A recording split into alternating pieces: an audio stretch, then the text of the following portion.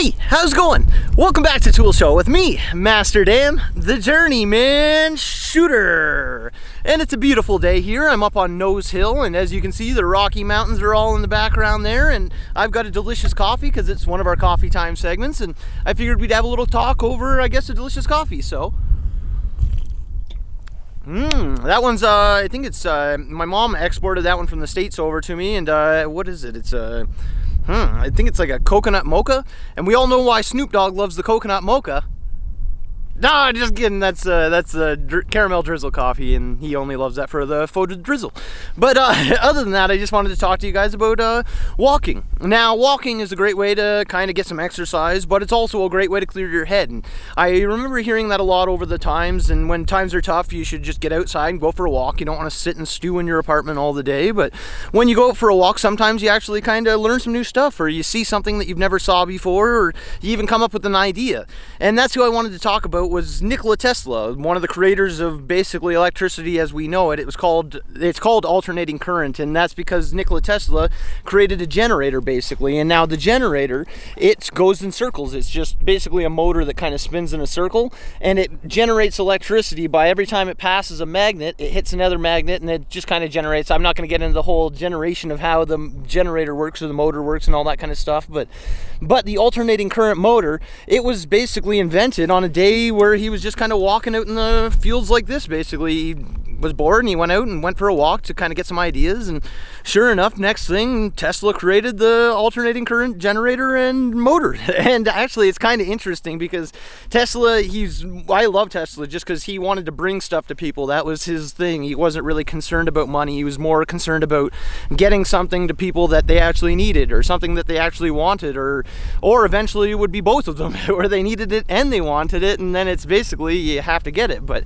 now Tesla, one of my favorite parts about Tesla is he's really an interesting guy, because what he did was he had the opportunity. He was working for Westinghouse, and this is one of the oldest feuds in electricity because I'm a master electrician, and I was always lucky enough my teachers knew a lot about the educational side of the history of electricity. My dad, when he went through his electrical, he said the teachers never taught him anything about the history side, but that's the thing, is a lot of it's been kind of swept under the floors and all that because of people that run the power and all that stuff, and it goes back to power. And Thomas Edison was basically Tesla's biggest rival. Edison actually hired Tesla, fired him, and then Tesla kind of went out on his own, and he had to do something that basically was going to change things, and that was where he was walking one day, and I don't know if this was before or after, but I know he was walking one day, and he just started kind of getting this idea in his head, and he started scribbling it in the sand basically, and writing a circle, and he showed the magnets on there, and every time the magnets passed with the iron, basically it would generate.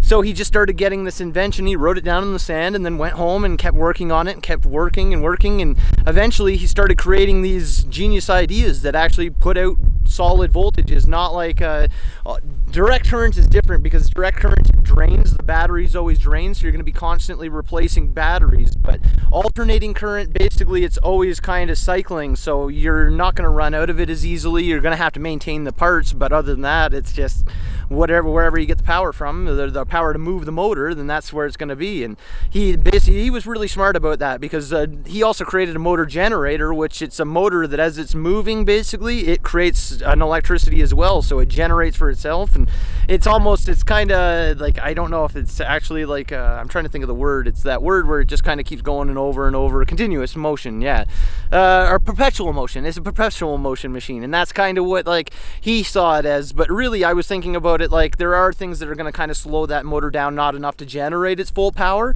but if you use it in like certain different situations, like the wheel on an 18-wheeler, and I was talking to Richard Branson online, he always asks about people's ideas and what they think would kind of change things, especially for a motor or a wheel. And I was up here the one day, and I kind of came up with the idea where like I was sitting there and I was just thinking about how Tesla was drawing in the sand, and how he drew these circles, and I was thinking, well, you have 18 of these circles on the bottom of that car, and they're traveling at any given time.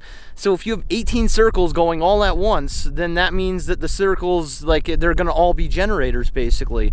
So every wheel on that truck becomes a generator, and especially driving driving down the road, there's going to be solar you can put on the roof. You could put on wind generation, like the little turbine that's right on top of the roof, so it just kind of generates enough to run the cab or whatever you need. But with the proper batteries in the back of those things, you could make them insane. You could have charge stations on each one, so you just plug it in and it's got enough juice to run the truck while you're driving. It's generating. The brakes can generate as you're braking. It's just kind of simple, like electrical physics basically, but electrical physics isn't simple no matter which way you put it, because I know my teachers have always said it, no matter what and how good you think you are at something, there's always something new that's going to happen, especially with electricity. We're still in the golden ages of it, where we're only 100 years old, a couple hundred years old. There's no way that like our electricity is going to be what it is in 100 years from now. It's going to be way different because we're making just crazy leaps and bounds. And I know I kind of keep looking around every once in a while here, but I'm technically in the cougar territory, and that's like there's a lot of cougars up here, so I need you guys, if something happens, I need you guys to really be in there for me. So I gotta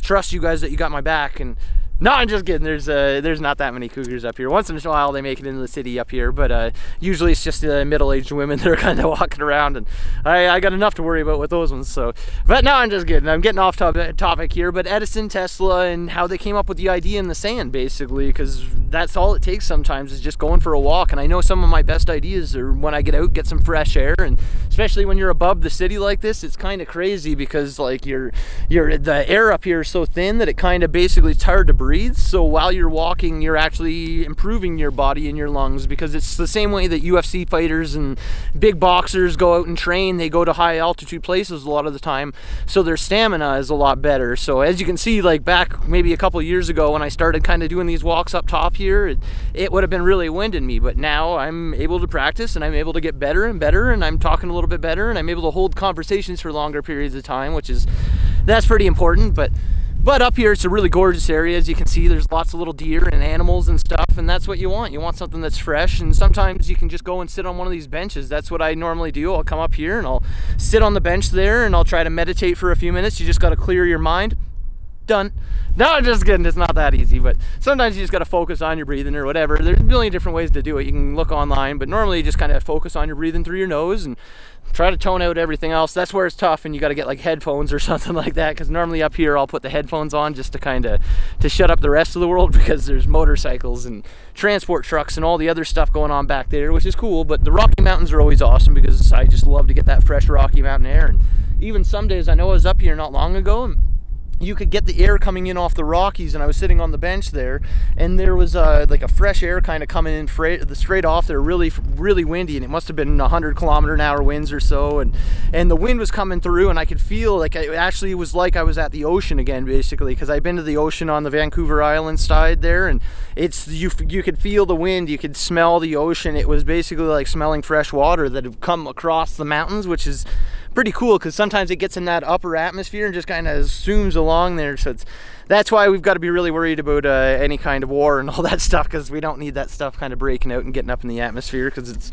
we're all humans and we all just got to get along. Everybody is friends, and especially like I know in the trades I've seen more arguments and fights over the stupidest stuff in the world. So when you control certain things that control the world and you could start a war, you don't want to do it. It's not worth it. Why not? Let's just be friends. Let's build something cool, and let's build a future, because that's what we need. Like the more stuff we're building, the better it's going to be. Like if we build bigger complexes, better places for people to live with, better reinforced walls, better for like everything. I'm kind of getting off subject here again, but mostly what I wanted to talk about was just going for a walk, because see, look what happens. My brain kind of gets talking about cinder block reinforced walls, because I was at election day the other day and we were voting, and I was at the voting station, and it was actually kind of funny. I was in an elementary school gym, which is going to get me started on a whole nother one, because there was no banners. Like when I was in elementary school, our gym was filled with city championship banners, and there was just things that kind of pushed the kids to try to be good athletes or be, I don't know, try to win something, because there's awards for other stuff like the best public speaker banners that could go up in your gym, but there wasn't one banner in this whole entire gym. And then I finally seen a couple little banners, and they were participation banners because they were in a program for Diamond Excellence Gym program, and I was like, what? Like, Come on, everybody's in the Diamond Excellence program. Come on, guys, let's get these kids up. Let's get them active. Let's get them driving for some goals, because winning a championship is something important, and even winning and playing on a team is important. I know that's kind of getting to the olden days, but now there's no more real teams. Everybody's an individual player, especially with esports. It's I don't mean to roll my eyes when I say the esports, because I love video games too, and they're cool, and some of those kids are rich, and I know I'm probably going to be working for one of them someday, but the problem is the esports, it's a single player game. Like, you might do team stuff online, but you're sitting in front of your own little computer or your own little Xbox, and you're not out there actually playing in the real world anymore.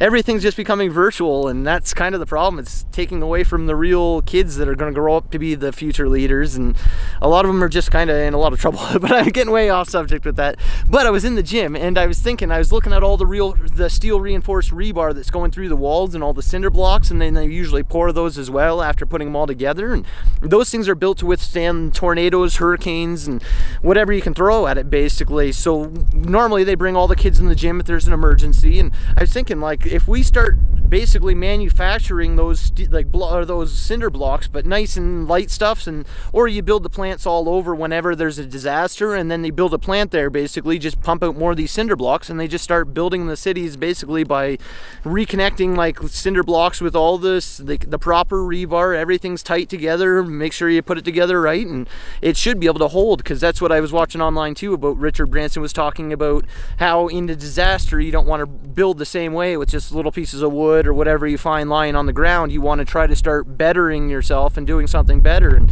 it'd be great if like the governments of the world kind of got together and just started like building a little plant wherever there's a disaster like that. Build a plant that they can actually build all the cinder blocks and all the other stuff to rebuild, and start building with proper materials instead of using the crushed in rubble, because a lot of that stuff, it might have fallen 10 stories and it looks all right, but when you're building with it, it's going to deteriorate over a couple of years, and it's already structurally weakened. Especially cinder blocks look good, but when they get dropped, the interior gets weakened, and you start building upon that, and then all of a sudden you put a roof on top of everything, and the thing starts coming down, and it can get dangerous with collapses and all the other crazy stuff. So that's why it's proper to build a better society if we can while we're at it. I know we live in a better age. We got the internet, we've got everything you can imagine.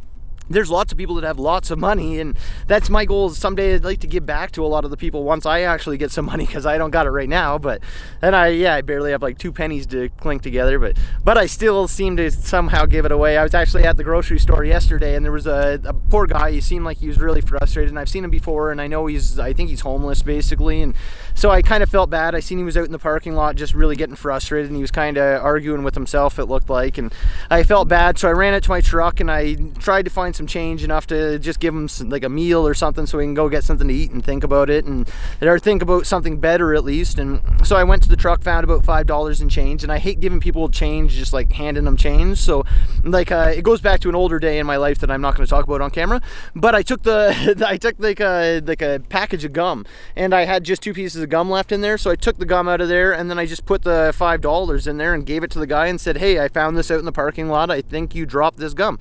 So I gave him the thing, and I said, I wish there was more in there, but feel better. And like when I walked up, it was I said, hey, how's it going? And he kind of just gave me a really dirty look, like, what's going on? And I said, like, hey, I think this is yours, you must have dropped it out in the parking lot, here you go. And then I kind of said I wish there was more, and then walked away. And he thanked me, and the look on his face though as I was walking away, it was amazing. He felt good. It looked like he was happier than when he was before, because before he was not in a good mood. It was not good for him. The poor guy was upset. Something's wrong. He might not have a great living situation, and I know you can't give everybody like change all the time, but it's just good if you can. If you've got the extra money, instead of going out for a night, why not take out 20 bucks in fives or whatever and go for a walk? If you see somebody that needs the $5 or looks like they could use a meal, why don't you say, just go grab a meal on me and have a great day?